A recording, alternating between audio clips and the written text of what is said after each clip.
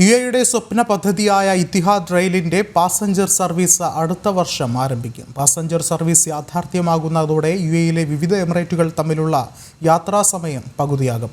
രാജ്യത്തെ ഏറ്റവും വലിയ തന്ത്രപ്രധാന ഗതാഗത പദ്ധതികളിലൊന്നാണ് ഇത്തിഹാദ് റെയിലിന്റെ പാസഞ്ചർ സർവീസ്.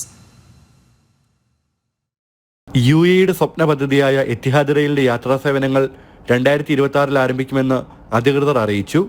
റെയിൽവേ ശൃംഖലയുടെ പുരോഗതിയെക്കുറിച്ച് അൽദഫ്ര മേഖലയിലെ ഭരണാധികാരിയുടെ പ്രതിനിധി Sheikh Hamdan bin Zayed Al Nahyan അറിയിച്ചതായി Etihad rail CEO Shadi Malik അറിയിച്ചു. സൗദി അറേബ്യൻ അതിർത്തിയിൽ നിന്ന് ഫുജറ വരെ പോകുന്ന എത്തിഹാദ് റെയിൽ ലൈന് 900 കിലോമീറ്റർ ദൈർഘ്യമുണ്ട്. രാജ്യത്തെ പ്രധാന 11 നഗരങ്ങളെ കോർത്തിണക്കിയാവും റെയിൽ. 2016 എത്തിഹാദ് റെയിൽ വഴി ചരക്ക് നീക്കം തുടങ്ങിയെങ്കിലും കഴിഞ്ഞ വർഷമാണ് പ്രവർത്തനം പൂർണ്ണ തോതിലായത്. ഇതിന് പിന്നാലെയാണ് പാസഞ്ചർ സർവീസിന്റെ പ്രഖ്യാപനമുണ്ടായത്. മണിക്കൂറിൽ 200 കിലോമീറ്റർ വേഗതയിൽ പായുന്ന ട്രെയിന് 400 യാത്രക്കാരെ വഹിക്കാൻ ശേഷിയുണ്ടാകും. 2030 3,60,00,000 പേർക്ക് ഇതുവഴി യാത്രാ സൗകര്യമൊരുക്കാനാകുമെന്നാണ് കണക്കാക്കുന്നത്. അബുദാബിയിൽ നിന്ന് ദുബായിലേക്കും ദുബായിൽ നിന്ന് ഫുജറയിലേക്കും 50 മിനിറ്റിൽ എത്താൻ കഴിയും.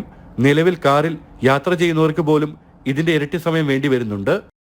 ജനം, ദുബായ്.